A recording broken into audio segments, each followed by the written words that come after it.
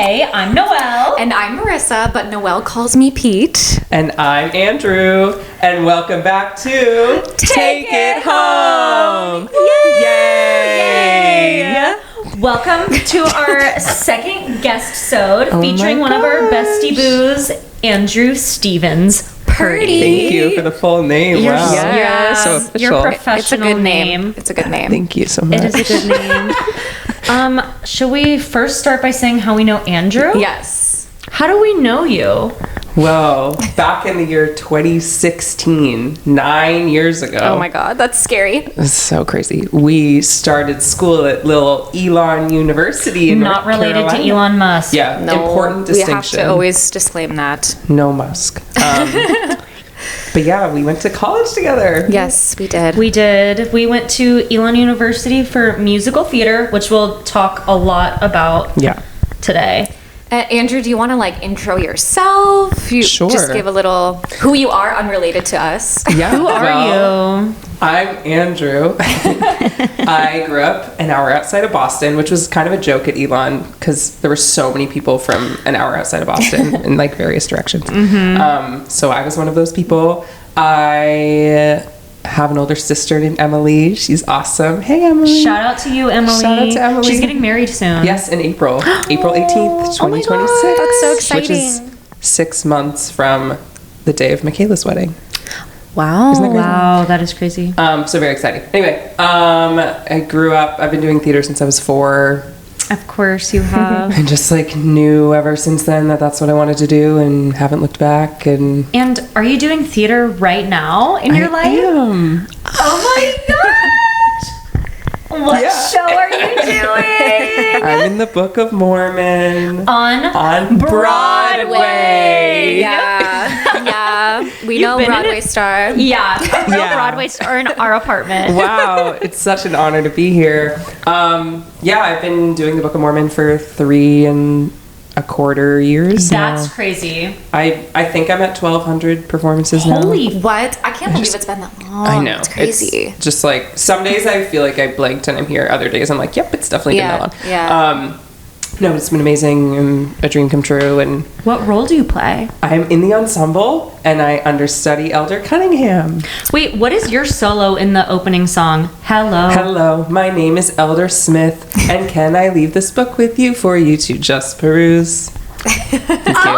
That was on my day off. so good. Wow. Oh my God, on your day off. We'll pay you. Thanks. Yeah, pretty great, please. But yeah, that's what I've been doing for the past 3.25 years. Cool. Yay. Yeah. Okay, well, we'll obviously chat so much more about all the theater stuff, but first, should we say what we're drinking? We should. Look at this beautiful drink if you're watching. It's gorgeous. If you're not watching, Beautiful I'll describe it to you.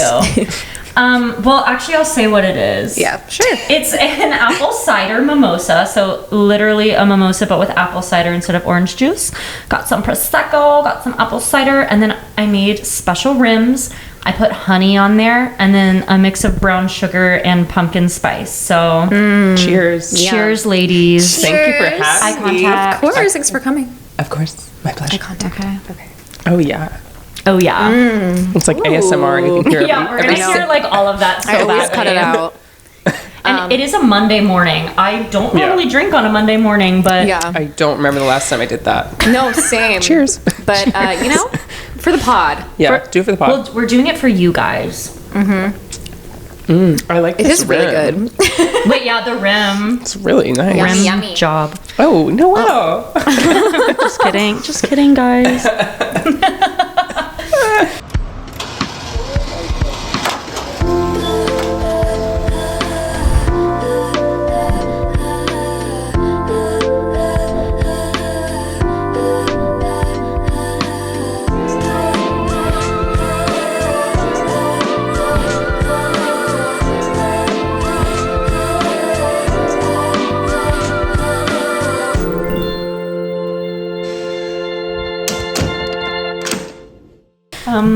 Should we do our smile of the week? Yes. Yes. Yes. So, Andrew, do you want to go first? Sure. I have a feeling we all have very similar smiles of the week. But I'll go first.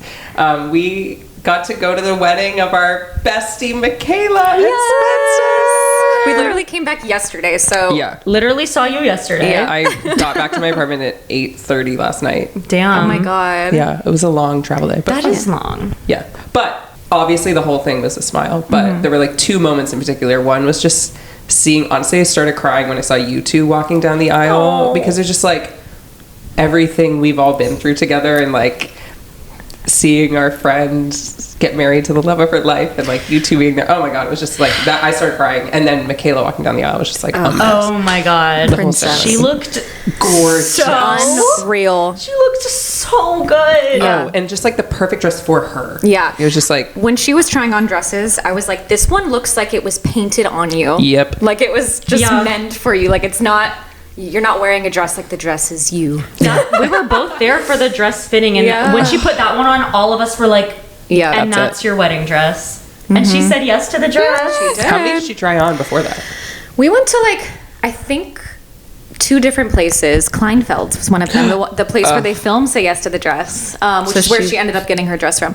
And then another place, I don't know how many dresses total, but maybe like 20. Wow.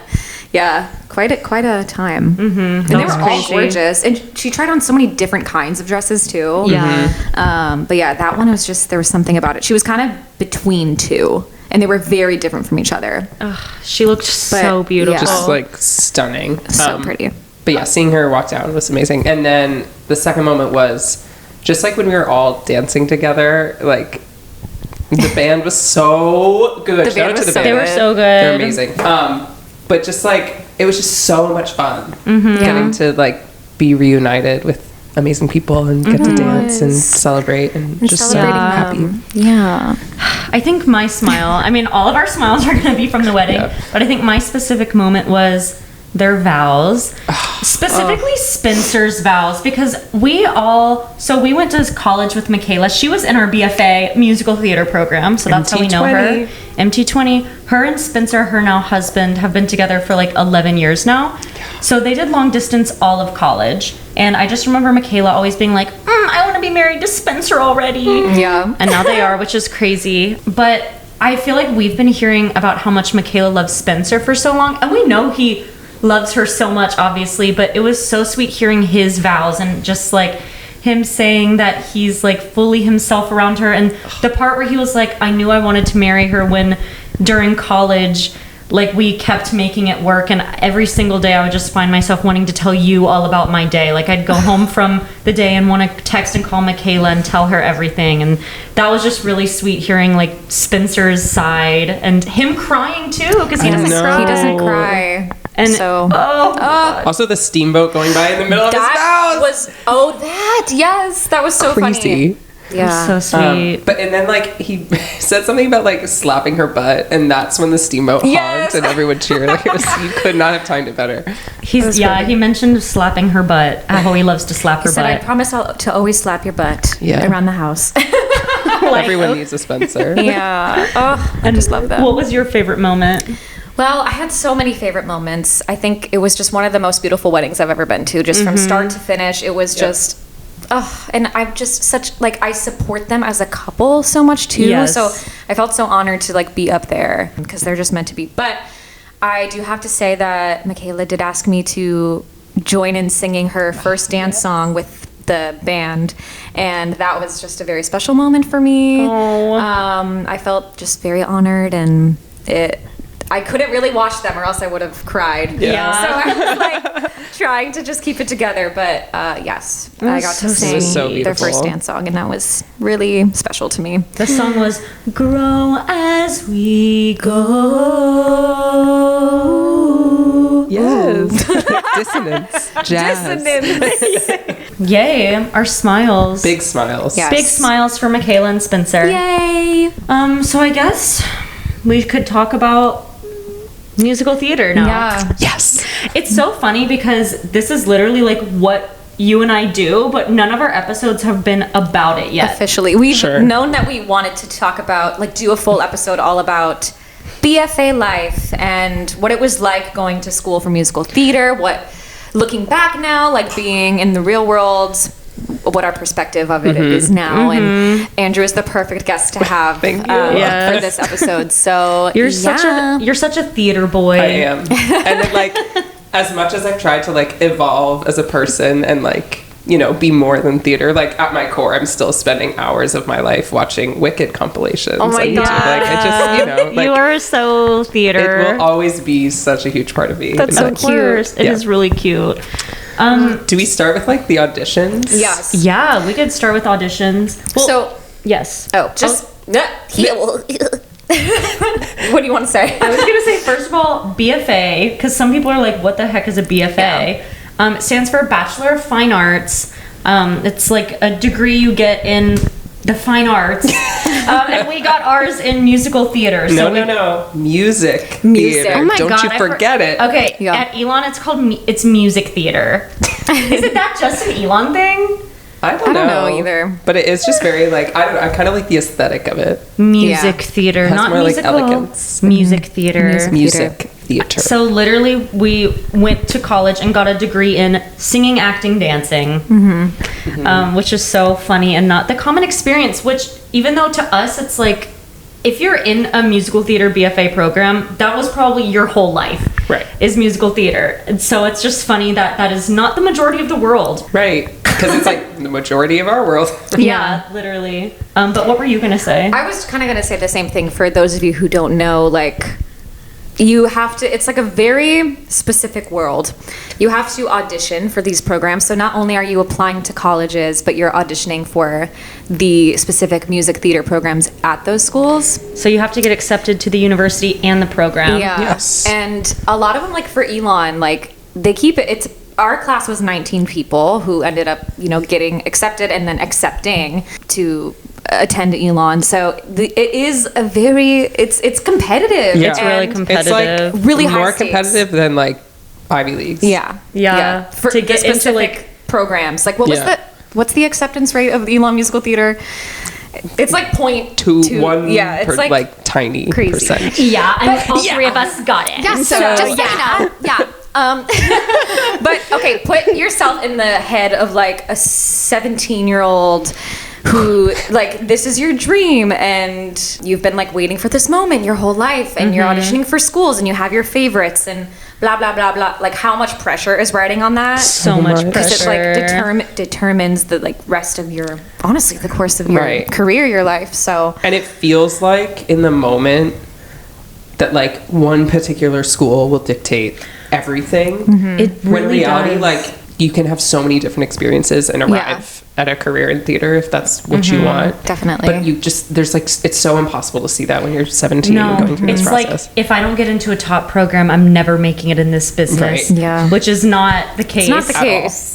Even though the three of us were lucky that Yes, we very. did go to a top program.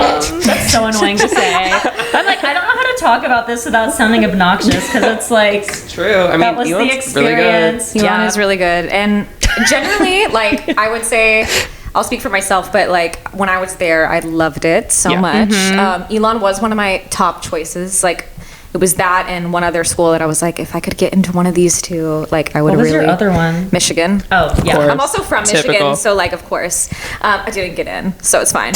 But you know, it's because I was meant to go to Elon, and That's I right. honestly might have, if I did get into Michigan, I might have chosen Elon anyway because I just felt like when I visited the campus, it just something felt right. And then when I went to audition at Michigan, I did not have a great experience. So yeah, I just You know when you know. you know when you know. When you know. I mean, it was like wasn't really. It was very much like a school I didn't know much about, and just like knew other people who had gone, so I put it Yeah. on my list. It was my first audition. I think we were at the same day. I think we were because you auditioned in like the fall, right? Yeah. Like the earlier one. October 30th, 2015. Oh my god! Oh You my remember? I don't god. remember Of the date. course you do. But then I went and spent. It's such a like long audition day, or at least it was at the time. Uh-huh. And I just fell in love with everything about it. Yeah. I was like, oh my god, I have to go here. Yep. And then Elon- I didn't get in. I was deferred, and then got in the So spring. yeah, because Oh my I gosh. was accepted in March. Yeah. So- Same. There we go. It was St. Patrick's Day. I remember.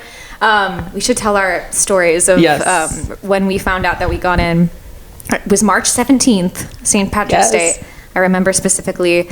And I had woken up from I was still in bed. And my high school started at 7-Eleven, the first class. So random. What? So Kathy McNeila had to have called me. I don't know if she called me. Kathy McNeila was the head of the program at the time. Yes, shout out to Kathy. She started the program. She started Icon. it. She's an icon. I don't know if she had called me the night before or like super early that morning, but I woke up to a missed call and a voicemail from Kathy. And I was like, oh my God. And the voicemail was like, hi, Marissa, like, call me back when you can. I have some like news for you. So I had a feeling of like what was going to happen. And so I called her back sometime during the morning and she didn't answer. So we were playing like phone tag. Oh my God, that's so stressful. I know. And then I was in my like first class, like first period. And I went up to my teacher and I was like, I'm waiting for an important phone call. Like if I step out, I just might need to step out. And so I was sitting in the middle of class and I got the call and I was like, okay. And I went into the bathroom, like the girls' bathroom in the middle of like my day at school. And Kathy told me that I was accepted into Elon. Wow. And I was so happy because that was the school I really wanted to go to. It was like no question when I was talking to her that I was going to like accept. Yeah. Did you know when you saw the voicemail, like, did you know deep down that it meant you got in? Or were you still like, I don't know? I feel like I kind of knew because I'm like, what else would it be, you know? Right. You did not get in. Sorry. But Brutal. there was probably a little part of me like, like what's happening? But I Right. think deep down I knew. Yeah. So I was just, What were your guys' experiences? You go first, Laura. Okay, mine was a little different. So my mom is a professor at Elon. Polly. We love Polly. She's one of the voice teachers for the musical theater students. So Elon was one of my dream schools since I was little. I had a big, deep connection with this school. So I would go see all of the shows when I was in high school with Jalen, one of our friends who was in our class. Shout out to Jalen. He's now in My Life with the Walter Boys on Netflix. Check it out. Check it out. But we would go see all of the Elon shows together and be like, oh my gosh, like the students here are so talented. Like just fangirl over them. Nasia, shout out to Nasia Thomas. She's amazing. She was one of the students at the time and now she's been in multiple Broadway shows, but we always would just like be obsessed with her and fangirl over the students.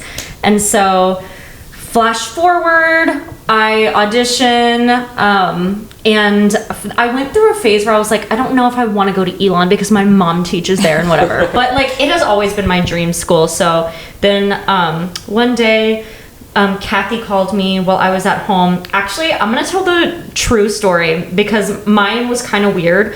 My mom can't keep secrets. So my mom Wait, made... I don't think I know this. I don't know if I don't know anyone this story does. I don't know either. it. So this is My exciting. mom made Kathy call me earlier than anyone else because she was like, Kathy, I can't act normal around Noelle. Like, I just need you to call her. So she just like, my mom one day was like, you might be getting a phone call from Kathy McNeila in the next like 20 minutes. And I was like, Oh my God. She had to go around. of course. So then Kathy called me and I got in and Kathy was like, you are not allowed to tell anyone yet because I'm still not making the calls for another like week or so. Whoa. So like, actually, I don't know if I told anyone this. So then I literally had to pretend to get a phone call like at another point, which honestly I didn't even need to do, but Acting. I literally acted. I was in class one day. Wait, why did I do that? Why? Because you were around other people who had gotten like. No, because I guess like just because phone calls had started going out, so people in my class at school were like waiting to hear about Elon. So I literally like stepped out and then I came Oh back my in and I God. was like, I got into Elon, but like I had already known for a couple weeks. Wait, That's I hilarious. never knew this story. I don't know if I told anyone that. That is so silly. It was so, I was kind of like, damn, I kind of wanted the like real, but it was just wasn't possible. My mom Yeah. and Kathy are so close and like it just wasn't. But yeah, so I knew, plus like, I don't know, I just kind of had a feeling, but Kathy, I always will appreciate her for this. When we went to Grand Night that year, so Grand Night is like the end of year showcase that all of the musical theater students perform in. A lot of the prospective students go to Grand Night just to, like explore the schools. And normally Grand Night is what makes people want to go because it's just a magical night. But That's I what sold remember me. I went to Grand Night and Kathy came up to me. I've known her since I was little. And she was like, Noelle, I want to tell you right now, I I never even mentioned this. Like, she just said this out of the blue. She was like, I want to tell you right now, you did not get into this program because of your mother. You got in here because of your talent. And, like, I wouldn't have let you into this program if I didn't think you deserved to be here. And I just, like, really needed to hear that. Yeah. Because I was like, I don't want, like, what if I just got in because of my mom? And, like, luckily, like, that wasn't the case. And I think people didn't think that either after getting in. I mean, you're very talented. Right. So. Like, if anyone did think that, you shut them up pretty quick. Like, I'll sing a little song for you, and then they'll be like, wait. No, just kidding. But, like, so, yeah, shout out to Kathy for telling me that. I really needed to hear that, because I was like, oh, am I not going to be as good as all the other people? But I got in for my talent. Yeah. Just kidding. Well, I guess I'm not kidding, but like, yeah. Anyways, okay, so Andrew, what was your story? So yeah, I didn't get in at first, and I auditioned the same day as my best friend in high school, and she did get in. Was it Zambarubi? Zambarubi. I love you, Zambarubi. Shout out. I don't know if she knows who I am, but like, I love her. I'm She's a fan. You're so talented and so beautiful. Period. I like stalk her a lot. Me too. She got in early, and which I was like so excited for her, and also like, duh, she's so talented. And then that day I got a deferral, and I was like disappointed, but it was still early. It was like the first school I'd heard from, and I was like, at least it's not a no. But then in the spring, I was in Florida on spring break visiting my grandparents. Aww. And I had my phone with me like at all seconds that week because all the schools were like making the calls. And I remember I was like fed up with having my phone, and I was like, I'm going to put it down in the bedroom, and I'm just going to like go sit on the porch and just like, I think I was reading or something. And then like 20 minutes later, my sister comes running in. She's like, your phone was ringing. I was like, God. oh my God. And I had a voicemail, which, wait, I think I still have it. Stop. Should I play it in the microphone? Stop. If you have it, please. Let me find I don't know if I still have mine, because I've had a new phone since then, so. I hope, okay, I was like, it said no voicemails. I was like, no. Wait. Here it is, okay. Hey, Andrew. It's Kathy McNeila from the Music Theater program at Elon. When you get a chance, please give me a call back. Thanks so much. Bye. So this was a day before Pete. This was March 16th at 10:39 a.m. That makes me want to cry, kind of. Right? And just like that, like, oh my God, I remember like, and then I called her back and she picked up. And I just kept saying, thank you, thank you, thank you. And my grandmother was like, what is going on? She just kept hearing me say, thank you so much. And so I was like around my family, and just like, we were able to celebrate, and it was just so amazing. That's so sweet. Yeah, like Elon was like one of the schools I really, really wanted to go to. And so just... Did you get into other programs as well? Yes. I got into Ithaca, Syracuse, Northwestern, and then I was waitlisted at Michigan, and I was like on edge all the time. But then once I went to Grand Night, I was like, I don't want to go to Michigan anymore. Yeah. Did you ever find out, like, did you get into Michigan? I took myself off the wait list after Grand Night. I like emailed him and was like, I'm going to Elon. You just knew. Yeah, I knew. Wow. I like met my classmates and like just saw the love that was in that program and the talent. I was like, oh my God. I remember at the time, like, I had no vocal stamina because I just like was young and just like screaming a lot. And I was just so impressed by like everyone making it through Grand Night in such good voice. I was like, wow, I want to do that. And now you're on Broadway and you're singing 8 times a week. 8 shows a week, baby. Wait, I also want to know the story of when you found out you got into Book of Mormon. Oh yeah. Actually, like kind of, there were some parallels actually. Let's fast forward. Yeah, fast forward to 2022. So like the callback, I had done a self-tape like a month before any of this happened. Forgot about it. It was kind of a bad self-tape, honestly. Like, it was just like rushed and like not great, in my opinion. Then a month later, got a callback, had 2 callbacks in a week, and then I was supposed to leave at the end of the week. I was going home for my sister's grad school graduation, and then from there I was going to Texas to do a contract. Oh, and yeah. like the whole week I was just like, oh my God, like how is this gonna work? Like if I go down to Texas and then I find out, or like I just like was so stressed, obviously. And so I went home, and it was the morning of my sister's grad school graduation, and I sat down to poop, which is like so me if you know me. That is so I you. literally like sat down, I like put my phone on the counter, and then it started buzzing, and I saw it was my agent, and I was like, nope. I pulled up my pants and like ran into my childhood bedroom, And I was like surrounded by all my like Broadway posters that I had in my room is like so Broadway. And picked up the phone from my agent, and he told me I had gotten the job, and I just like collapsed on the floor laughing. I like didn't cry, I was laughing because I just like didn't believe it was happening. And like, so then my sister had like just left to go get ready for her graduation. I told my dad because my mom was like outside or something. And he was like, what? And then I was like, I gotta go. And like ran back upstairs. And then my mom came back inside, and I came into the kitchen. I was like, do you know by any chance like what you're doing on June 28th? And she was like, no, why? She like checked her calendar. I was like, because I'm making my Broadway debut in the Book of Mormon. And like that was a really special moment. I kind of was like hurt. That was a good way to tell her. That's what you told me too. Really? Yeah, you were like, what are you doing on June 28th? I was like, I don't know. And you were like, do you want to come to my Broadway debut? And I was like, wait, what did your mom, what was her reaction? She started crying, and we hugged, and like it was just so surreal. But then we decided to not tell my sister that day because we didn't want to take away from like her huge accomplishment of getting her master's. But it was still just like the joy of that day, like finding out that news, then going and like watching my sister get her master's degree. Like how cool for my parents also to like have that day. For your parents. I know. It's amazing. We slayed. Right. And then that night I had an event at my high school. It was like a celebration for the head of school who worked there when I was there. He was leaving. And so I got to like be with some of my best friends from high school and tell my teachers, and like it was like cloud 9, unlike anything I've ever felt before that day. And then my agents canceled my flight the next day to go down to Texas. And Thank God. I started rehearsals a few days later. That's crazy. It's crazy. So it was just quick. Yeah, it was so quick. Jumped in. That's so crazy. Wait, I want to hear what the rehearsal process was like for you too. Like jumping into a show that's been on Broadway for years. Yeah. And you're like going in and it was kind of bizarre. Yeah, I want to hear about that. You know, what we've always done is like you start a process with the cast. Right. And like you go through it all start together. With from scratch together. Yeah, but for me it was like me and the dance captain, who's amazing. Hi, Graham.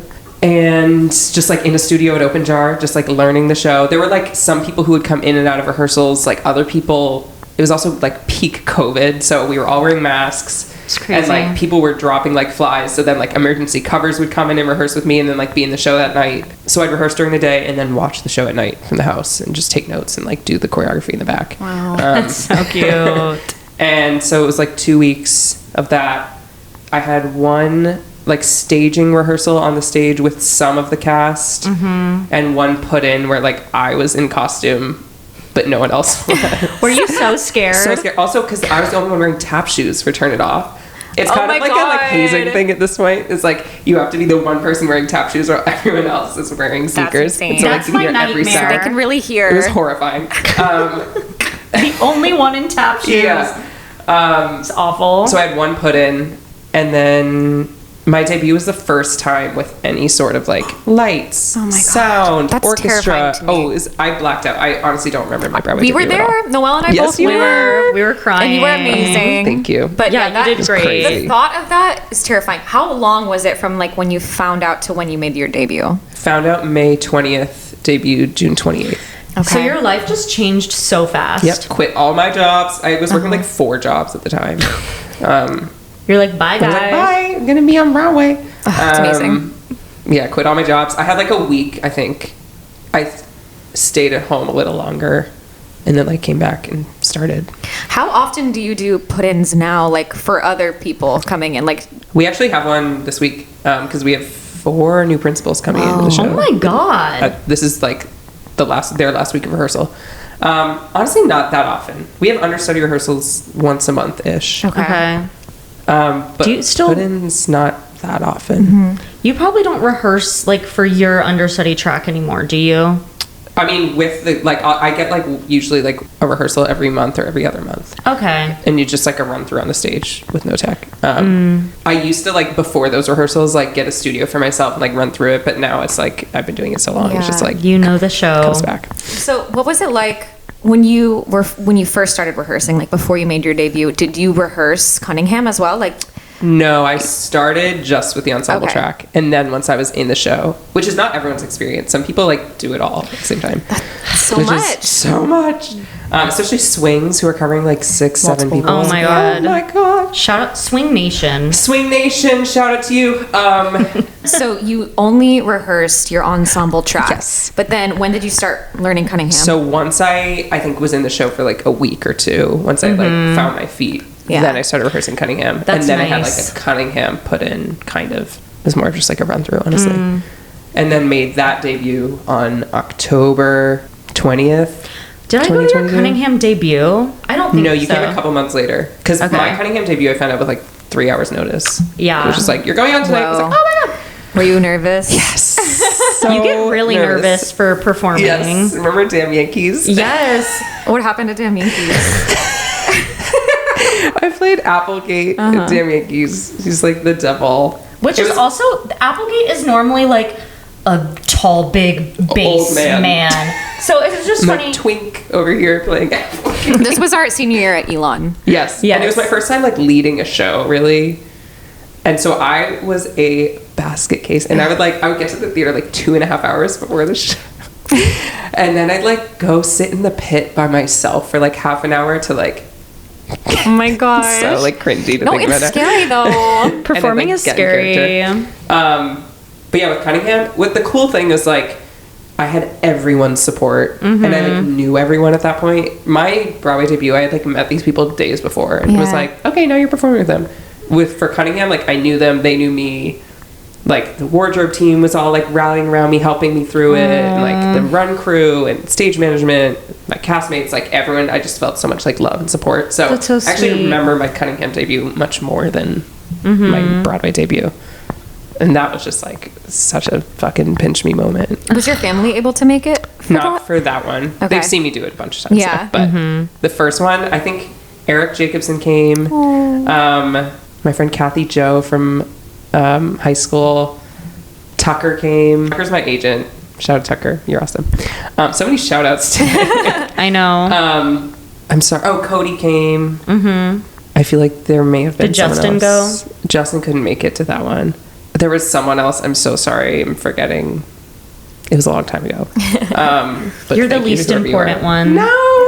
Wait, Now I have just to look kidding. at the picture because I feel bad. Hold on. I keep licking this rim. That It's sounds so good. Dude, you're giving it a rim job. Marissa. I'm sorry, it's yummy. Wait, where's this picture? Sweet Not me calling rim. you Michaela. That was funny. Oh, BB. Duh. Oh, BB came. My bestie BB came. That was fun. BB. She's so cute Cutie. and such a good dancer. Amazing. Shout out to BB. Another shout, Shout out, BB. No, So, yeah. I'm licking it. I'm gonna lick It's it really too. yummy. It's just so dirty. Do you feel like you still get nervous? Or When are I you do Cunningham, yes. okay? Yeah, And when I do my normal job, not even a little. yeah. I mean, 3 years, Yeah.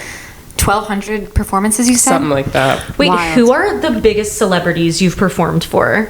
Who have come to see Book of Mormon? Lizzo came, Oh my which was God. crazy. And we didn't get to meet her after. Because this was like still COVID times. Was as she well. laughing a lot? She's wearing a mask. I think so. I hope so. What if the whole time she was just like had a serious face? Maybe like You Book of couldn't Mormon's tell. not for everyone. So True. That is Maybe. crazy. I feel like Lizzo would like it though. I think she liked it. She was Okay. sitting like the 5th row, and the Act 1 finale were doing such like white boy hip hop, and I was like, oh my god, I'm doing this like funny like bad hip hop choreo like For feet Lizzo. from Lizzo. Like this so is crazy. Maya Rudolph was really cool. We got to meet her after, and she was so I love her. kind and She's lovely, and like awesome. yeah, pretty much all the like celebrities, or not even celebrities, but celebrities who have come to the show have been like so kind and lovely. I'm trying to think who else. Adam Sandler came. A lot of comedians come. Bill Hader came. Oh, and the last time I went out for Cunningham, I love The Real Housewives. And one of the Real Housewives of Salt Lake City, Heather Gay, who is an ex-Mormon herself, she was there with her daughters. Wow. And I didn't know till intermission. Someone like had seen her story and was like, "Oh my god, Heather Gay's here!" And I freaked out. Oh my God. And we like asked the front of house staff to ask her to come backstage after, and so I got to meet Heather Gay, one of the Real Housewives of Salt Lake City, after I did Dude, Cunningham. that's And I was like, awesome. "I'm such a big fan." She's like, "I'm such a big fan." I was like, I wonder what an ex-Mormon thought of the Book of Mormon. She loves it. She's written books about like leaving the church, and she'd seen it before too. Yeah. She loved it. For those of you who don't know Book of Mormon, I feel like most listeners probably know Probably. about Maybe, it. yeah. but it's I'm like, how do I explain Book of Mormon? It's a comedy about irreverent. Mormons. It is like a satire of Mormonism, but also of just like white saviorism and organized religion as a whole. But it has so much heart in it too. It's like, it's not just like shock value for the sake of shock value, and it's not just like satire for, just laughs, but like it has a message and a meaning and a heart. And I think that's why it's still running 14 years later. We're about to hit 15 years. I have maggots in my scrotum. Yes, That's you a should line be the in the doctor. show. Thank you. Yeah. When I saw your debut was the first time I saw Book of Mormon. Same. Actually. Whoa, did you I'm sure you knew. I knew what it was. I knew some songs, but I'd never fully seen it. Didn't know it that well. So I was like, "Whoa, this is crazy." Yeah, I'm not gonna lie, I was shook. It's by the South Park guys, so it's, if you know South Park, it's that. There's a whole song about the clitoris too. There's many shout outs to the clitoris throughout the Book of Good. The Mormon. clitoris needs shout outs. One of my favorite Cunningham lines is, "For a clitoris is holy amongst all things," said he. Cunningham is Sometimes wise. I get like a applause in that. Yeah, I'd be clapping in the audience like, yes, That's so so true. funny. That's hilarious. Yes. Okay, should we talk about BFA life? Yeah, let's rewind We kind of again. like Okay, got off on yes, the I tangent. know. We're going out of order. This is Andrew's current life, but that was me reversing. It's really good. Rewinding. Now we're at Elon University. Where do Picture I yourself. begin? There's so much. I know. Like 4 years of just. Well, should So we? many things. Maybe we should start by describing what BFA life is like. Yeah. We touched on this a little bit in past episodes, but not to the extent that. I think people often assume that when you're going to school for musical theater, it must be super easy because you're just taking singing, acting, and dancing classes. Wow, so fun and silly. Nothing serious at all. Which is not the case. No. It's looking back, it's there's people actually going to medical school, Right. and that's crazy, and you're doing good things. Shout out to you. And musical theater school, it's it felt so high stakes in the moment. Yeah. Which it didn't need to, because it's we're singing, acting, and dancing. It's fine. But when you're in that program, it feels so high stakes. I feel like, especially at a school like Elon, which I think it has its pros and cons, it was very kind of secluded. It was its own bubble. I like to Totally. describe it. There are some schools in New York City, and you're kind of more integrated with the world. But we were, kind of just in our own world, and I think that can be a good thing because you have a lot less distractions. You're just there, and you're just focusing on your craft. But it also can just make you kind of forget about the rest of the world, and makes Totally. everything seem like this is all that exists. This is the most important thing ever. So I think Elon being a bubble just kind of makes you feel. Everything is intensified. Yes, exactly. And And you're competitive. around the same 19 people or 18 other people all the time.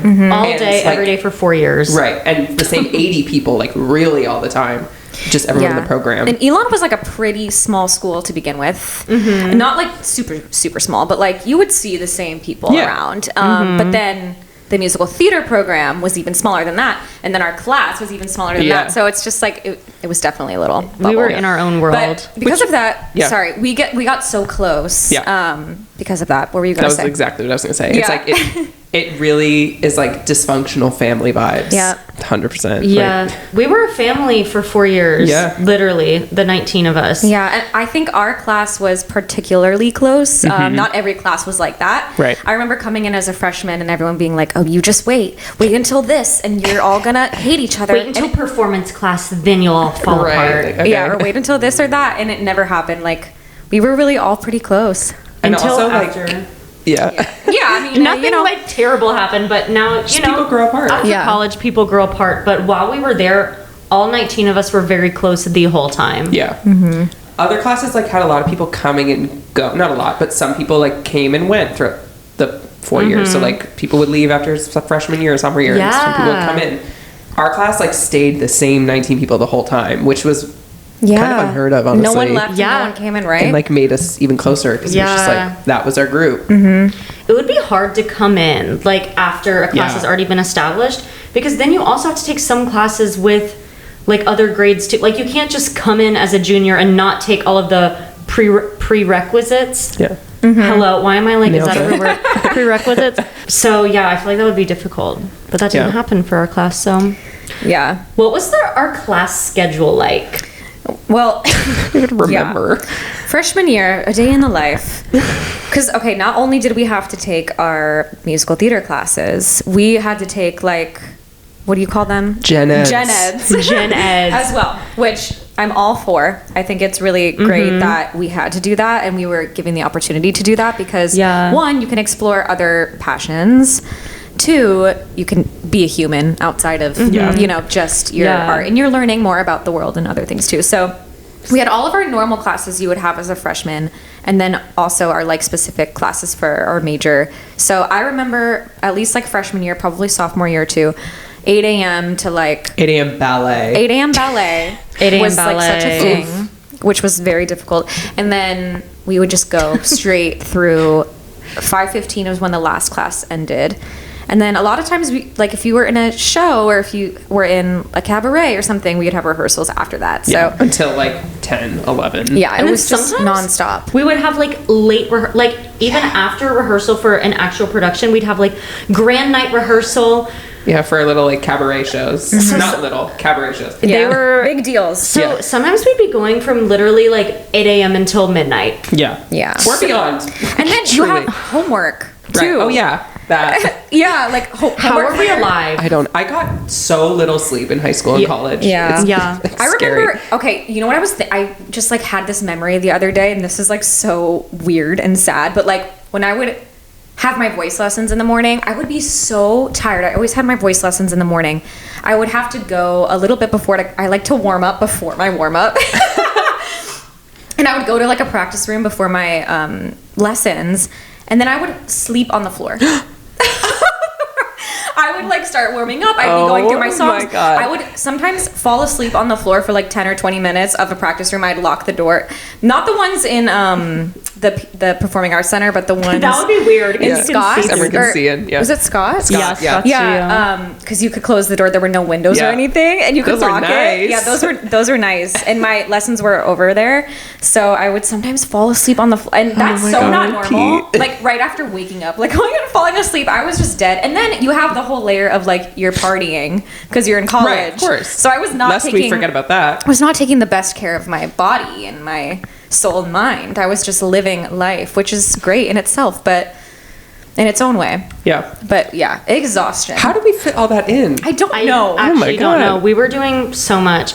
Yeah, so on top of our gen eds, we had singing, dancing, and acting classes. And then once you get to like junior-ish year, then that's when, like junior, senior year, I think that's when we are only doing musical theater classes for the most part. Yeah.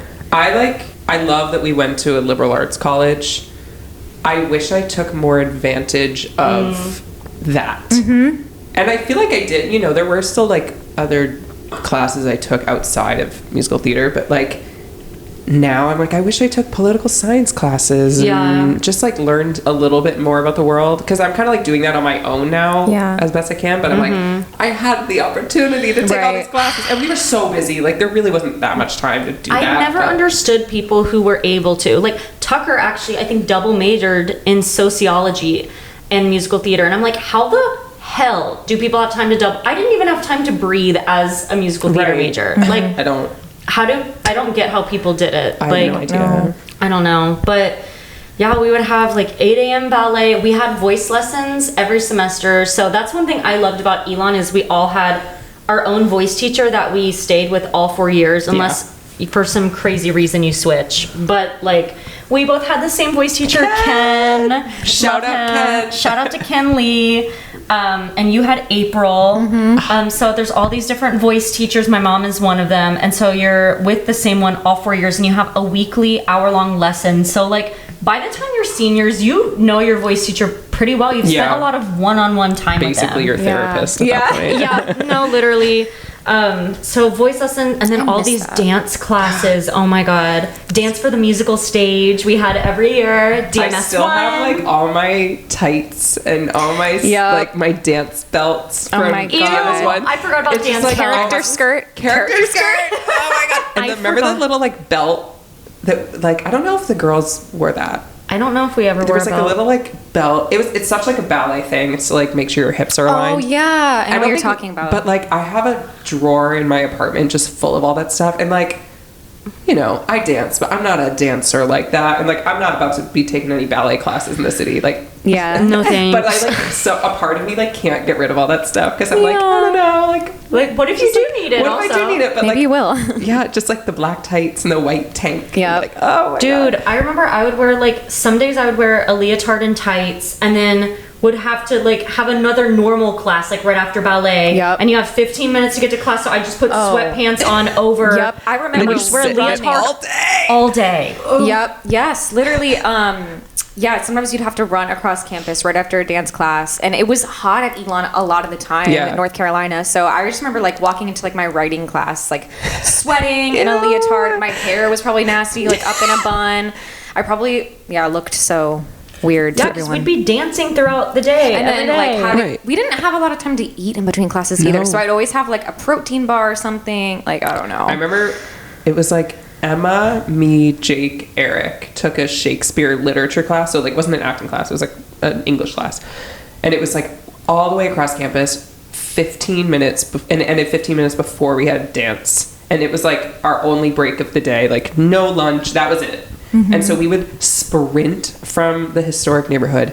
We'd go to Biscuitville. I don't know if everyone else ate Biscuitville every day, but I ate Biscuitville every day. I used to, I yeah. get the chicken bacon ranch sandwich and like sprint, and like as I'm like running to DMS, I'm like downing this chicken bacon ranch sandwich right and then before getting dance to class. dance class. Yeah, Like, it just was not. that's just like, but it was like that was just our life. Yeah, Like, it Yeah. was. we made it work. That it was crazy. Like we really had no time to breathe. No, And then we just party on the weekends. right? And my sophomore year, in my prime party time, I'd be going out like Friday, Saturday, maybe sometimes Whoa. Sunday. Like, And sometimes I was like Thursday. obsessed with going out Oh my at God. one point. Yeah. but I then feel like freshman, sophomore year, I went out. I would do like Friday and Saturday a lot. Mm-hmm. Junior and senior year was kind of like no fun.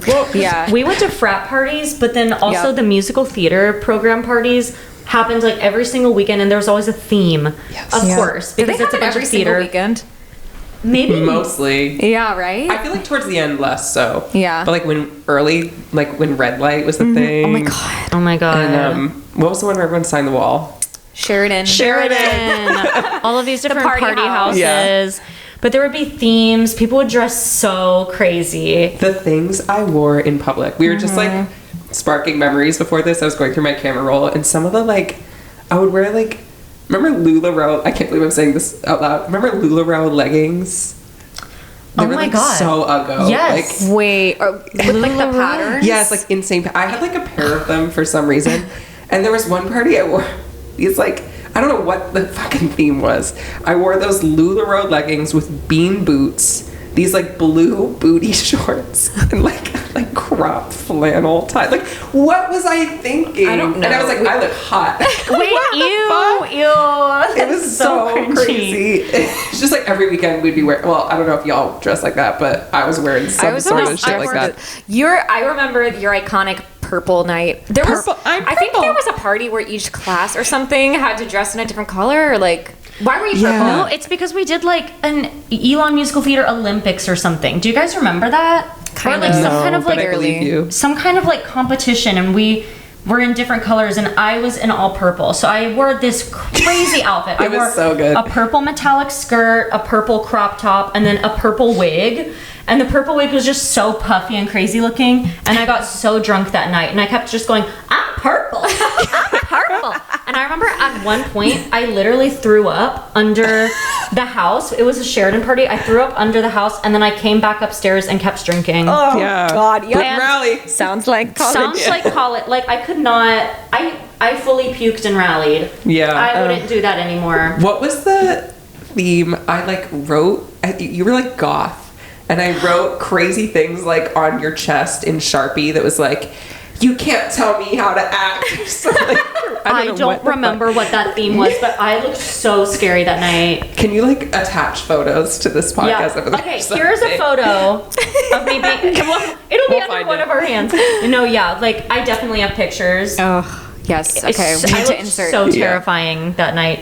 Yeah, I would wear crazy things. We also had Elon bears. Yes, there was an annual party called Elon Bears. Yeah.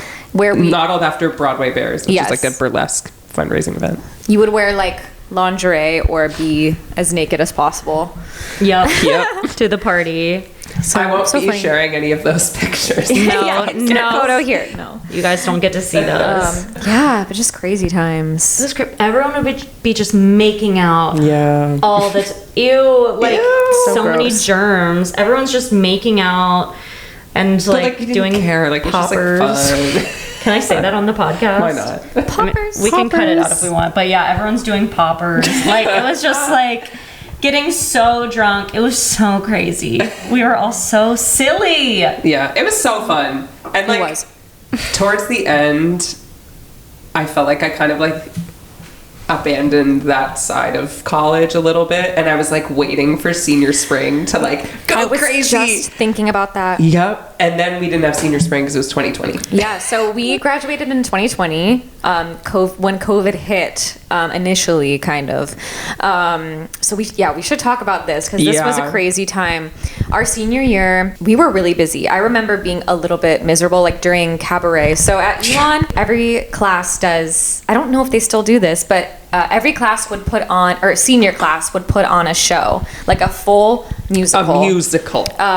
Full blown, but like completely done by the class. So like someone in the class would direct it, someone would choreograph it, and then the class was the entire cast. Or yes, the class was the cast. Oh my gosh. So that was the fall, right, of our senior year. It was December, but we rehearsed it all fall. Yeah, and then there were also the school shows, the program shows that we were all in. Oh my God. Damn Yankees. And don't forget the cabarets we were doing. Yes, and then there was a cabaret.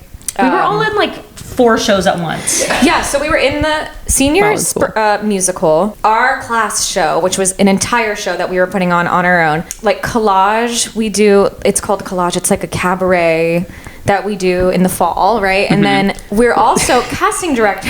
And the Walnut Hill show. Oh my God. Oh my God. We also literally went to Massachusetts To my high school. and Yes. did a whole show there as a fundraiser to raise money for casting director Yes. series. So, do you want to explain the casting director series? Sure. So in the spring of your senior year, the senior class brings, what was it, like 10 people? Yeah, 10 something industry like that, people yeah. Like that. to campus, and we each have like 5 minutes to like meet individually with these people, agents and casting directors. And it's a great opportunity to like make connections, hopefully like meet agents and casting directors and get auditions and all that stuff. But it costs money, and that's not something that at the time, I think now it's been restructured, but at the time it wasn't part of like our tuition. So we had to raise $20,000 over the 4 years.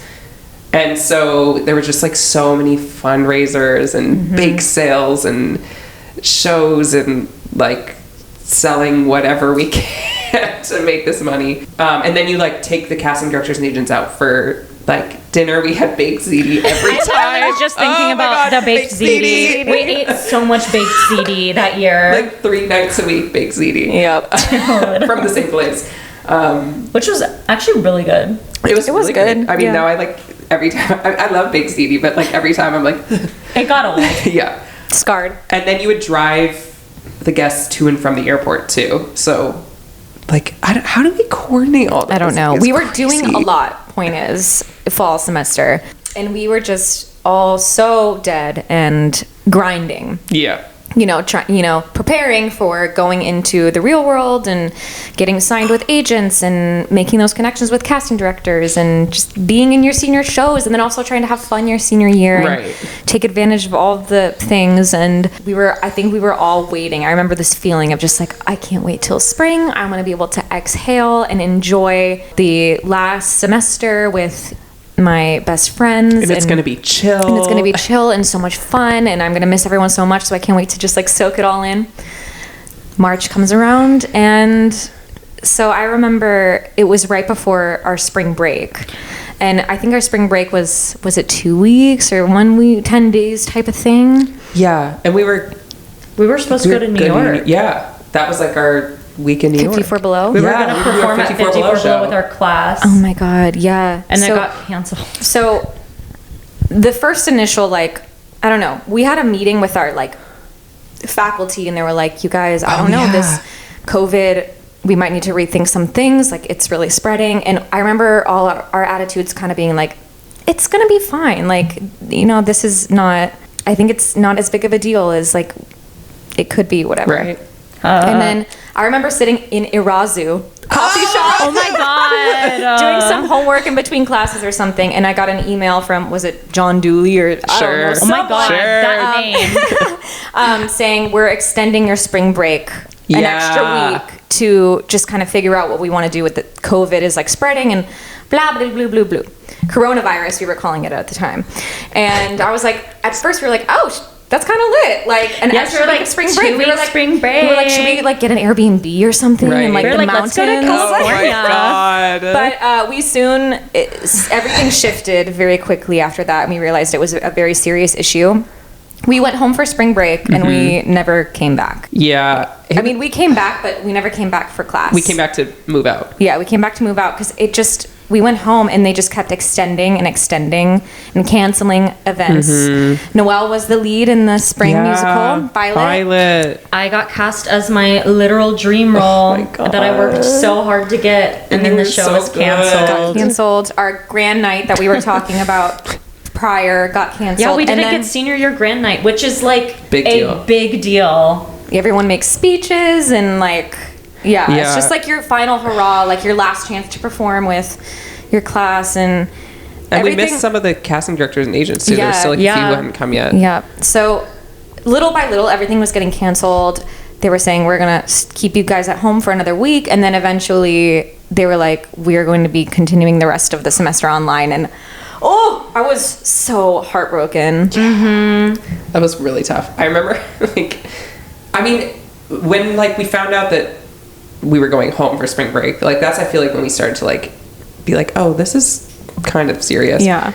And the day before we left, I remember Emma and I, shout out Emma, we went into a studio and we went into like the big Scott studios just to like film as many self-tapes as we can. We were there for like 6 hours just like trying to get everything on tape.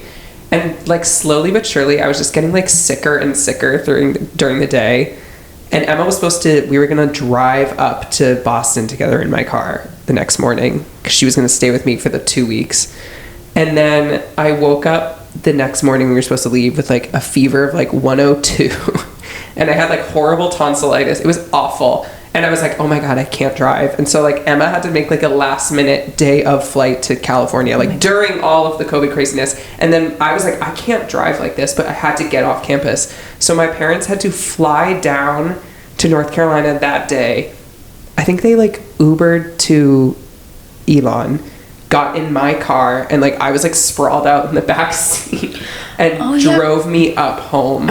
And like, because you were staying at Oaks, so Andrew lived in like an on-campus apartment, so you actually got kicked out. I luckily was in an off-campus apartment, so I wasn't forced to leave at any point.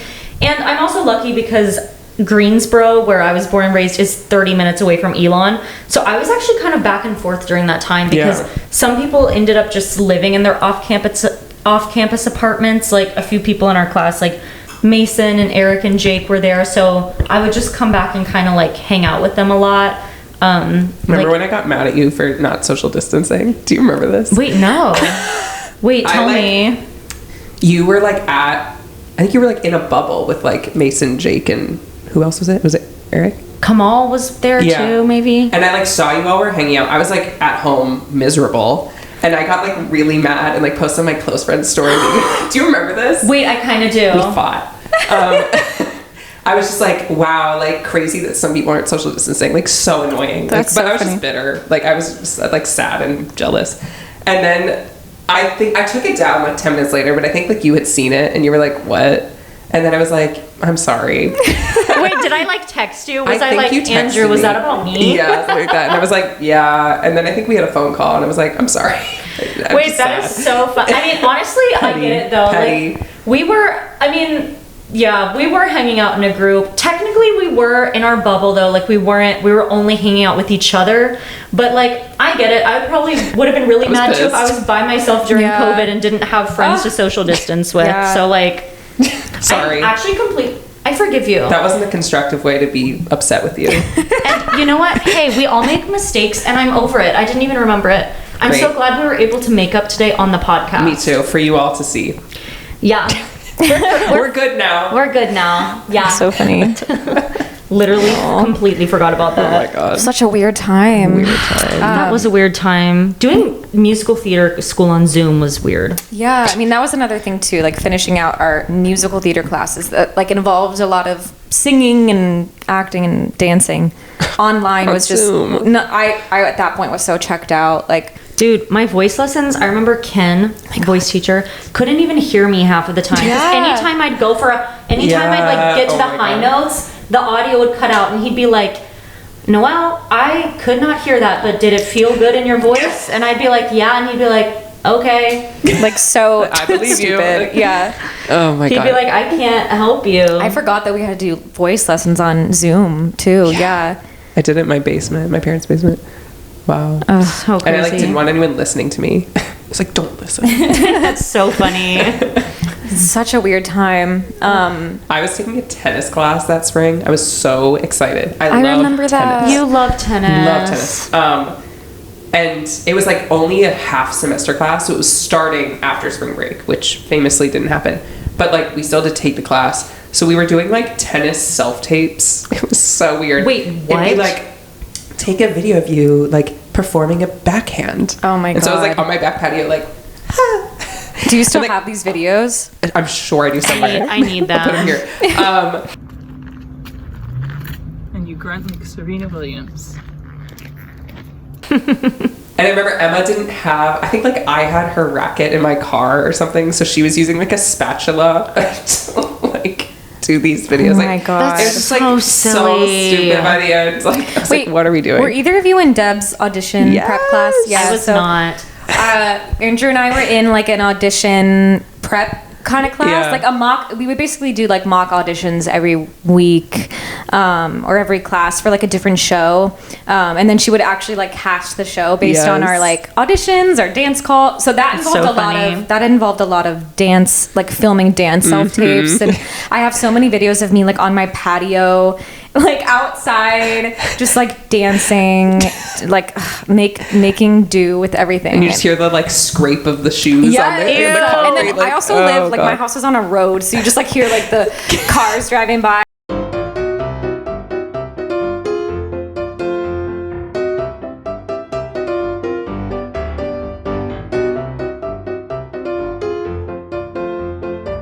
Of me in my. How could I forget? I have it. Wait, I don't You have to show remember. Andrew What is after it? this. I will show you. I have an awful video of me dancing in my backyard that you submitted. that I submitted to a real theater. I auditioned did? for summer stock. Yeah. Oh my God.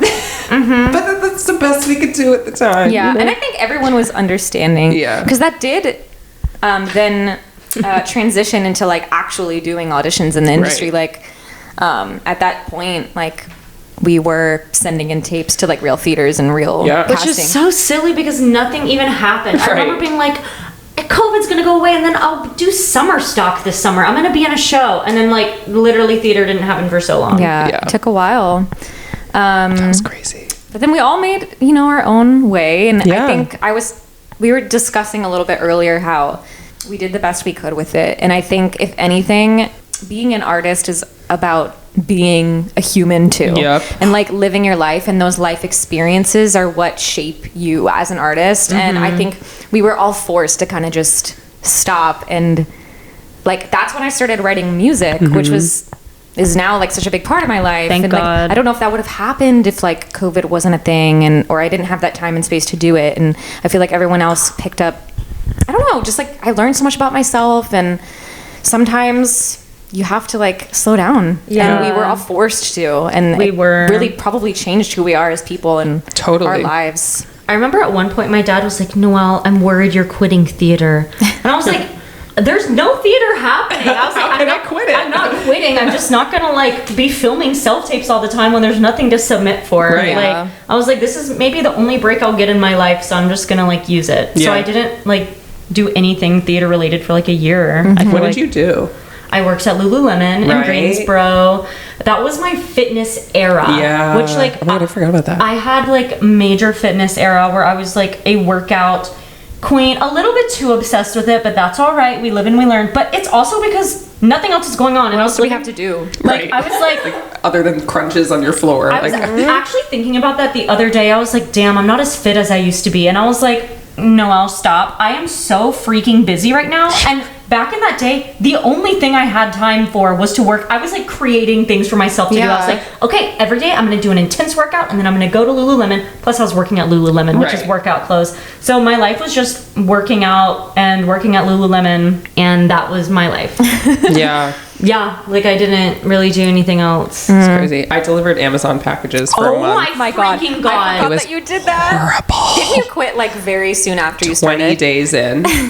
It was just like bad from the start. I like being alone and I like being outside. So that was nice. It was during the summer. So I just got to like drive in my truck all day. Wait, So something fun. crazy happened, didn't it? Yeah. So there were a few things like it was just very clear that you're working for Amazon and they don't give a fuck about you. And like I was peeing in Gatorade bottles in the back of my van. Like my it was God. like the Hello. rate at which you had to deliver packages was crazy. So like all this added up. And then the last day I worked there, started the day, low tire pressure in the van I got in. And I asked the supervisor like, oh, like what do I do? And they were like, it's fine. I was like, is it? So I didn't believe him. So I paid with my own credit card to fill, I mean, it wasn't very much, but still the principle of it, to fill the tires of this Amazon van. Then there's like a flash flood later in the day, in the afternoon. I like got stuck on this cul-de-sac and it was like actively like the water was rising and I was like, what the fuck do I do? So I pulled, this man like came running out, was like, pull into my driveway. I was like, thanks. Pulled into his driveway, called my supervisor. I was like, there's a flash flood, severe thunderstorm, like should I come back to the station when it calms down? He was like, do not come back to the station until all your packages have been delivered. So I was out till like 9 p.m. that night, and which I'd been going since like 9 a.m. And I was fuming. Also, the like phone that we used that they gave us like was waterlogged, so it died. So then I had to use my phone to like scan all the packages my and God. everything. It was just a mess. And that day I went home and I told my parents, I was like, I'm not going back. And my parents were like, no, you have to give 2 weeks notice. Like, you cannot do this. And I was like, I'm not going back. And I like messaged my supervisor and I was like, how dare you? Like, it was so dramatic. But then I like turned in my uniform the next day and that was it. But then I started working for a theater education company, and that's when I figured out that I wanted to like teach, and I love teaching, and now I run my own coaching business. You literally taught in India. I did this past year, which was really cool. Andrew So taught cool. theater in India for 2 weeks? Yeah, 2 weeks. Crazy. Wow. It was amazing. How did that come about? So my friend Bibi, her sister Brittany, works at a company called Broadway for Arts Education. Shout out to Broadway for Arts Education, Shout a out. nonprofit, and they have a connection with a school in India that does an arts camp for 2 weeks every summer. And so I had like zoomed into their choir classes a few times because of Brittany. And then this past summer they asked if me and Brittany and Bibi and a few others wanted to go and teach at this arts camp. And so I was able to get a leave from Book of Mormon, and we flew to India, and we were in Bangalore to start, and then the school was like 2 hours outside of Bangalore. That's so and then crazy. we taught in rural India, and the kids were amazing, and I had the best time. It was so hard, like so intense, long days, like the culture shock. My stomach did not do well. Your stomach normally doesn't do well anyways. No, and like, so just imagine that with like new spicy food, like nope. Like round the clock, just horrors. Whoa. I brought like a bag full of Cliff Bars and Chef Boyardee microwavable chicken and rice. Oh my like God. basically by the end I was literally just eating that. Whoa. But yeah, because of COVID, I always kind of like knew, because like arts educators have been so influential in my life and have made such a positive impact on me, I've like known I wanted to give that back and like pay that forward. But getting to do that during COVID and like kind of learn who I am as an educator and like what I believe in as an educator, that gave me the tools to now be able to do it on my own and That's awesome. work with students. And So And now you have like just your own personal students. yes, so I have a few students who I coach. Some are going through the college audition process, which is a trip to be Full on this side of it. circle. Yeah.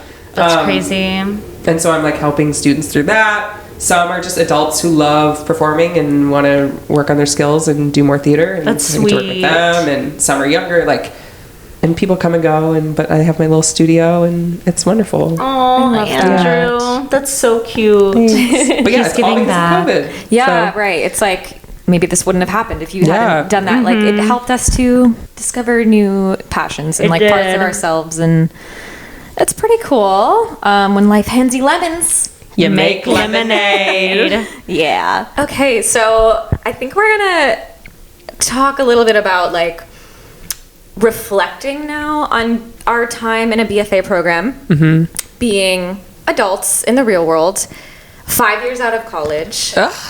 Is it 5? Yeah. Yeah, it's very. Our like 5th year homecoming reunion thing, I think, just happened.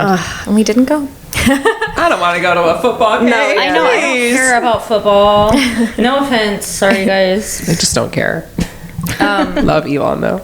Yeah, but what are the main things we've like learned, or what did we think we would need to know that wasn't as important, or what do we wish we had known? There's a lot to reflect on here. Who wants to go first? I'm like, I don't know, because some stuff you just have to learn by living through it. Yeah. That's true. There's only so much like college can teach you. It's real world experience. Yeah. Like, I do wish I knew a little bit more about the actual auditioning process in New York City. But, like, I don't know. But now I feel like I know it so well because I've been doing it. Right. So it's kind of like some stuff you just have to learn. Trial by fire. I mean, Yeah. I think, honestly, the training at Elon was so awesome. Yeah. Like, I feel like all of us, like, I feel like Elon is known for having really great, I mean, maybe I'm just saying this because of my mom, but like the voice teachers there are so great. Yeah. I feel like everyone like has really great vocal stamina after it, and like I feel like I really learned how to sing. I mean, I don't know, the training's just really good. I learned how to sing, dance, and act. But I think one thing Elon really taught us is to be a well-rounded person, although like of course we still, you know, it would have been nice to get even more of that because Right. we're all kind of immersed so much in the theater world. But like Elon is really about individuality, so I feel like, you know, a lot of musical theater performers go through training that makes them cookie cutter, quote unquote, which is when you're just like, I learned how to kick high and sing high and Good smile theater big. robot. Yeah, and I feel like Elon helped us to not be theater robots, and you know, to like, and how acting is the most important. Like, it's all about storytelling, just all the cheesy stuff, you know. Yeah. Good answer. Good answer. Thanks, guys. What is your answer, sweet Drew? Probably on top of that, it's like, yes, I think what we knew and still know is that like the training there is great, but like especially now being in the middle of commercial theater, just like how different it is when theater is a business as opposed to when theater is just an art form. Which again, it's like there are certainly some things we could have learned when we were there, but a lot of it is just like doing it and learning about it. But I think learning how to take care of myself and like advocate for myself and hold on to the artistry when you're surrounded by like a capitalist institution. And Do you feel like you do hold on to the artistry? I try to. How do you go about doing that? I think coaching is like a huge part of it, and also just like building a life outside of it honestly helps me like channel my artistic energy into the show. But I mean, it's like, you know, finding ways to keep it fresh, and like there's, you know, different moments with people. I try to like connect with everyone in the cast at a different point. They're at the same point in every show, so like I have a touch point with everyone, and just like teamwork is really how you like get through That's doing the same sweet. show 8 times a week. But also I've gotten really involved with the union and advocating for our rights as performers and stage managers. And I signed the petitions that you share. Yes, yes. It's very like, I was very much like a student council diva in middle school, high school, college, and it feels very much like that now. All that to say, like, I feel like Elon prepared me in like a technical way, but like as a person, that's something I've had to learn kind of on my own. Yeah. Through the years of doing it, and it's constantly a balance, trying to figure out how to like balance my social life and the show and my like artistic spirit and other hobbies that I've picked up over the years. And it's like constantly a balance I'm trying to find. But again, it's like there's no way to find it without doing it. Yeah. I do wish we learned more about the business side at Elon. I felt so artistically and creatively fulfilled during college, and that's most important. However, unfortunately, we do live in this society where everything is about money, and commercial theater it is a business. So, you know, you do kind of have to play the game a little bit if you want to be in it. Right. What were you going to say, Pete? Well, I don't know. I think just kind of going off of that on a more like, in a personal sense, there are just so many ways that you can use your creativity. Yeah. And that I was not exercising when I was at Elon because, and that's fine. It's just, I was so focused on music theater. And I think, you know, we've talked about this on the podcast before. When you are not on Broadway or like doing the thing that you specifically trained for, but that's, you know, still what you're working toward, you have to find other ways to fulfill yourself creatively, aka starting a podcast, this podcast, writing music. And there are just so many avenues. And even like in the business side of it, like there are so many ways you can use your education and your training and like to create your own business or to exercise it in other ways. I think that's just something I wasn't thinking about when I was in school. And I don't blame anyone for that. It's just like only life experience can teach you how to really how important that is. Yeah. But that wasn't something I was expecting, you know, coming out into the real world. But there is only so much you have control of when it comes to theater and like auditioning and all that stuff. So just taking control of what you can has been my biggest like takeaway, or the biggest thing I've learned since graduating that I just like didn't understand at that time. And that's been a lifesaver for me. It's just like carving my own path, I guess. Whatever that means or whatever it turns out to be, it's like it's keeping me fulfilled in the moment. And that's like what's most important, like keeping me in touch with my artistic side, you know? So you know what? Actually, I don't even think I've told you this. I met someone recently, this guy who I think he's a dancer. I don't remember. He's some kind of artist. We were talking at a party and he was like, you know, like I think we were just talking about how it's hard being an artist and how like you have to have your outside endeavors, literally what we're talking about right now. And he was like, and honestly, I think if you're working towards a goal, like, you know, if you're working every day on your craft to make it to Broadway, even if you don't ever get on Broadway, that's still like a life worth living because you like worked on your art to get there. And I was like, that's such an interesting choice. Like, even sometimes if you don't necessarily meet the goal in your lifetime, you're still like singing, working on it, like creating other things, and so like exercising your talent and creativity. So I thought that was interesting. Like you're never wasting that. Never. No, because you're still doing something you enjoy and like want to be doing and are using your motivation and drive. Yeah, I think like focusing on the journey rather than the destination, as cliche as that sounds. It's true. Because there's just so many unknowns, and like at the end of the day, we do this because we love it and because we want to make a difference or like have a voice and make change or help others in some sort of way. And we love doing it and creating.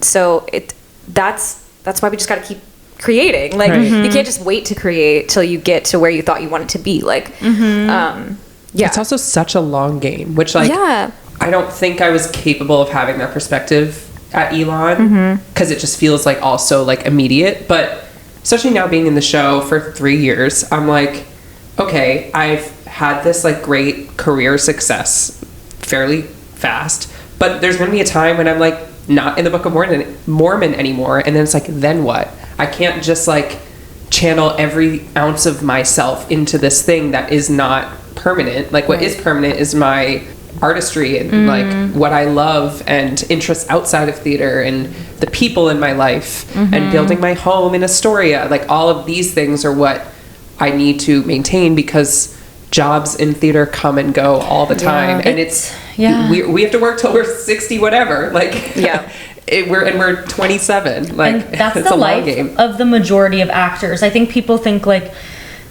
being an actor is either you're doing what Pete and I are doing and are still auditioning and working towards it, or you're like Meryl Streep. Right. And but there's also this in between where it's like you are a working actor. You are paying your bills through being on Broadway, but then like what happens if one day like Book of Mormon closes, right. or like, you know, like something, or like I do another gig and leave, and then that gig ends, and then it's like, okay, now what? Yeah, you know? It's like a constant cycle, Right. I guess. Yeah. So yeah, just fulfilling yourself in your life outside of it. Just it's like what's gonna hold you up and like support you through all that. yeah. Broadway's a lot, but it's like not even close to everything. Like you have to have such a much bigger perspective than just that. I know you still feel like even though you've made it to Broadway, which to so many people seems like you did it, you made it, that's the end Right. goal. You have like other roles you want to play and other dreams in this career you have too. So it's like you've had such a big success in booking Book of Mormon, booking and getting to do that. Like that's already so awesome that you're in a Broadway show. But you know, I know there's so many other dream roles you have that you want to play. And like to originate something and get to do like a cast recording and the parade and the Tonys, like Your goals just keep getting bigger. which is like beautiful and also like maybe an illness that it's like I have trouble like We all have it. I'm so ambitious that like it's hard for me to like enjoy the moment sometimes. So the past 3 years have been an exercise in like enjoying what is right now and like the dream that I'm living right now. And it's okay to still have other goals, but like also like have perspective on like it's okay to be where I am right now. Definitely. It's great to be where I am right now. It's human nature. Yeah. I think we're always just looking for ways we next can improve thing. the next thing. Yeah. Honestly, I think that not having an agent has really helped me personally because like I didn't get one after college. I've never had an agent before. Yeah, would I want one? Yeah.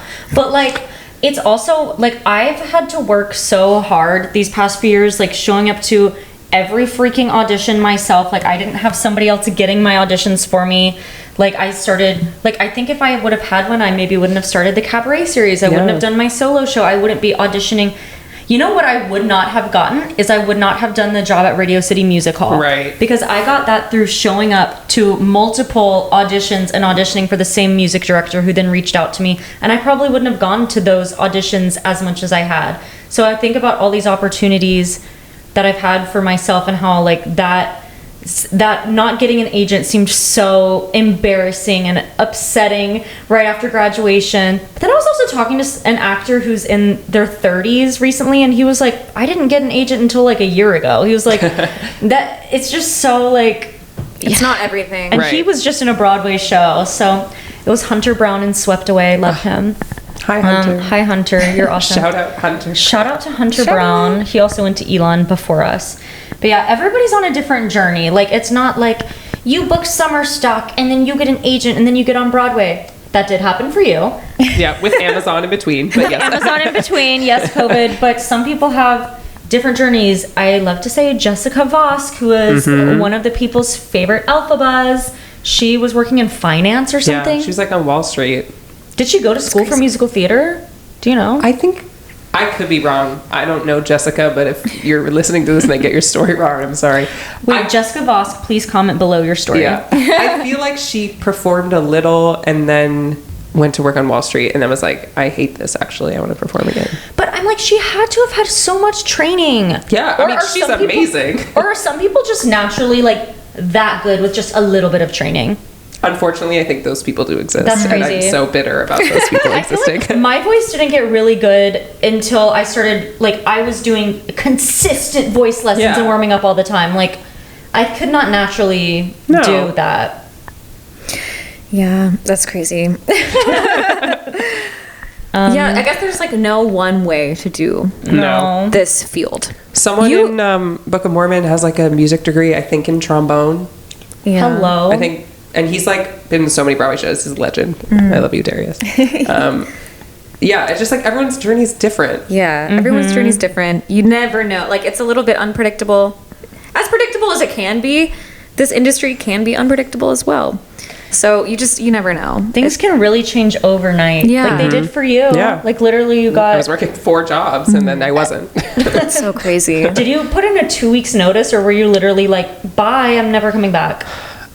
They were all kind of like gig type jobs. Like it was like catering and I was like covering babysitting and I was checking COVID cards at the Met Opera. And I don't even remember I was temp receptioning. So a lot of it was just like I would accept jobs as they came. So it was kind of easy to just be like, don't send me jobs anymore. Thanks, bye. Catering. We both cater. I have yet to. I don't hope it. I hope it never happens. Right. I don't want to cater. It's decent money, but yeah, like that's a world I have not set foot into. What made it worth it for me was, you know what, I probably will never cater again, so I will say this. I would take bottles of wine home with me because there would be so many. take it home. Take it home. And that's our take home for today. And I would, most of the events I would cater would have beautiful bouquets everywhere because it was wedding. So I would take home all these like fancy ass flowers home with me. I would take home the extra bottles of wine that were available. And I would eat food in the kitchen that I probably wasn't allowed to eat. Like when people weren't looking, I'd be like, I'm trying this fancy food. As you should. As I should. Like, I think it was steak tartare to Ashley Olsen oh my God. of the Olsen twins. Oh my god, She was like, thank you. that's so I was like, interesting. here you go. That is so random. Did you ever tell your banana empanada story? I don't think I did. Wait, please. What? Okay, catering story, because we meant to talk about this on our survival jobs episode, and I think we left it out because it's so funny. You need to tell it. Okay, so I was catering this one event, and we were serving empanadas. So I was like walking around with a tray, being like empanadas, and the woman in the kitchen, you know, she had a Hispanic accent.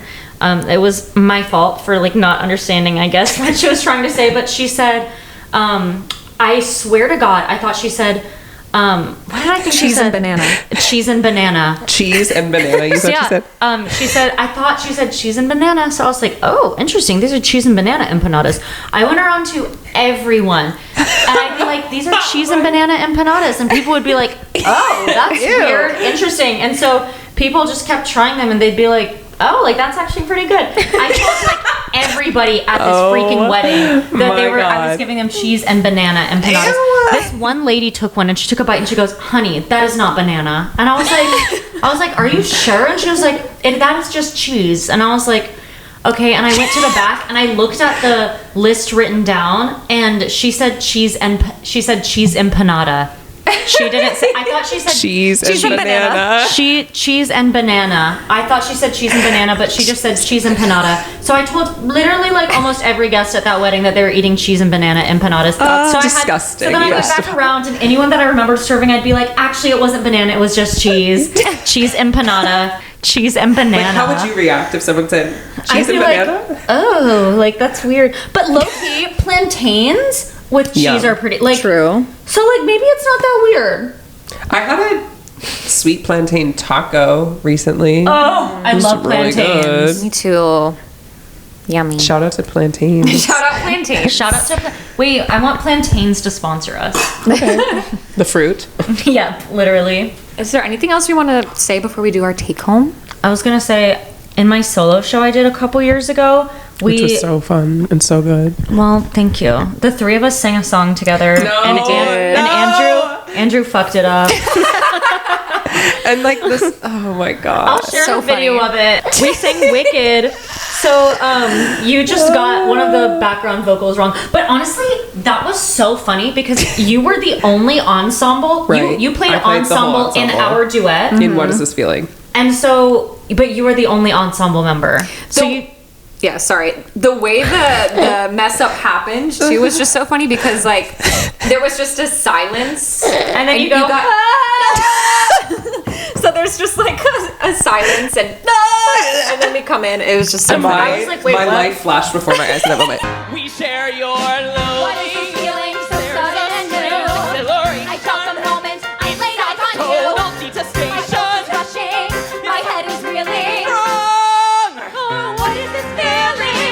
like, I know Wicked so fucking well. Like, I love Wicked. You did a project on it in college. I spent like months on this giant project, and I like studied the entire score. And so I was like standing up. We had rehearsed it so many times right here. And I just like forgot. I just like went into the white room, and I was like, I have no idea what's happening. I had no idea where you were in the song. And I was just like, so loud and proud. And then you were, I feel like I imagined it, but like you both were kind of like, I probably was. I was like, wait, what just happened? Well, when we came in, we were like a little like pitchy and weird. We came in because we were thrown off. Bad. Like, what is this feeling? Oh, what is this feeling? Yeah, because Andrew was just out of like, ah! You just like belted a high note. In the center stage between us. It's so funny. I'll definitely post that. I need to clip I love that video. It's so good. No, it's so funny. Really funny. But like I texted them the other night because like it was like 2 a.m. and I was like falling asleep, and sometimes it just like comes back to me that haunts that you. happened. And I was like, oh my god, when you messed it up. I'm not there. And so I texted them. I was like, sometimes I wake up screaming in the middle of the night about this moment. Also, one more thing I have to say before the episode ends. Andrew and I did a project in college, and it was like the best project to ever exist. Yeah, highlight of college. I can't believe we even talked about this. What are you talking about? We had in our our musical theater history class, we had to do these little like, we would put on these little shows, like skits, whatever, and we did a 30-minute musical about the like 80s musical theater in the 80s, and the whole theme was like, we were theater kids in middle school. At a middle school for the performing arts. Yes, and we were putting on Cats the musical, and it was like we were giving facts about theater in the 80s, but at the same time we were pretending to be like cringy theater kids. We wore jazz shoes from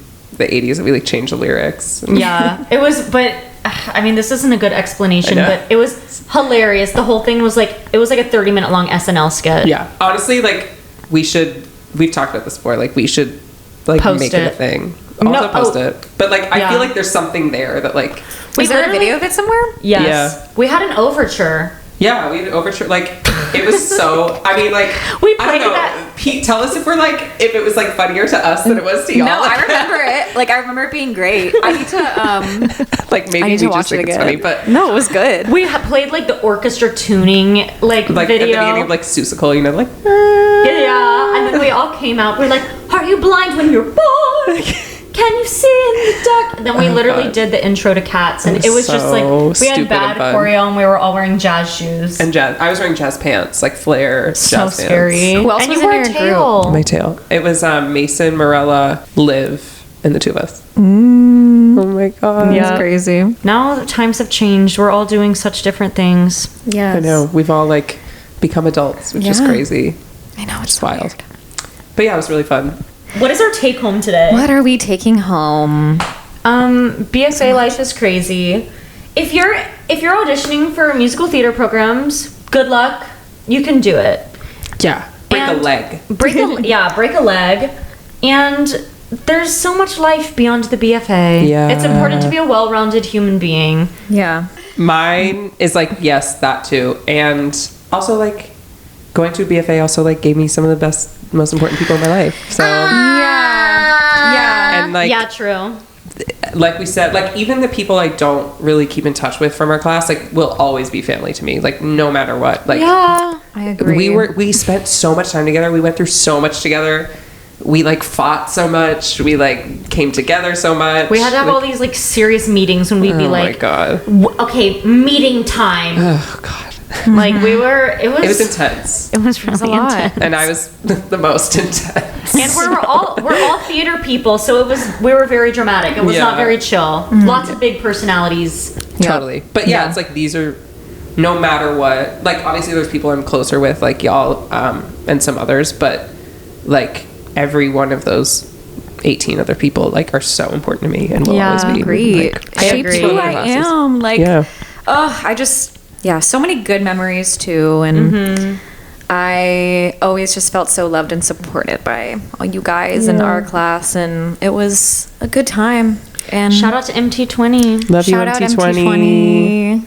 I think Elon MT20. I think I have MT20 in my Book of Mormon bio. I think. Hopefully I don't. Hopefully I'm not lying. Wait, can't I remember. have it. I have the. Don't check because I can't, now I'm like, wait, is it? I'm going to after the podcast. Okay. We'll see. We'll see. We'll see. Yeah, I mean, I agree with both of you guys. And carve your own path. There's no one way to do anything. Things feel super high stakes when you're in a BFA program, and they can be, they are in a way. It's important to take everything seriously, but not too seriously, Right. because it's, being an artist is about being a person, and so just like have your life experiences as well. Yeah. At the end of the day, we're just singing songs. Yeah. The Yeah. best training is like life. The best Like- training is life. Wow. Whoa. Yes, I'm gonna title the episode that. You should. Wait, yeah. Well, Andrew, Andrew. thank you so much for coming on the podcast. Thanks for having me. We This is love so you fun. so much. This is so guys. great. Andrew is one of my favorites ever. Where can people find you? You can find me on Instagram at Feelin' Purdy Good. Oh, yeah. Which is, I think it was like my first Instagram name. my And it God. just kinda, Still like, there. stuck. Feeling pretty good. Now I'm like, I can't not be feeling pretty good. So that's where you can find me. I don't know. I think Okay. that's where. And at the Eugene O'Neill Theater 8 times a week. Yes, on the Broadway stage. 230 West 49th Street, New York, baby. Tell them your Astoria address. No, but I live in Astoria and I love it and I don't shut up about it. But I love Astoria. Story is cute. Okay. Follow the pod Yes. at Take It Home Pod on Instagram, TikTok, YouTube, anywhere. You can find us at Take It Home Pod. If you have an idea for an episode topic or a listener write-in, feel free to DM us on our Instagram or wherever. We would love to talk about what you want to hear. We come out with a new episode every Thursday, so subscribe, give us a 5-star rating if you liked it. if you didn't like it, no need to rate us. Don't even worry about it. And that's it. Thanks for listening. Love you all.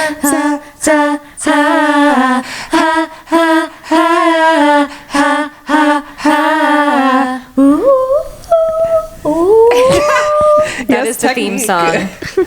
Okay. Bye.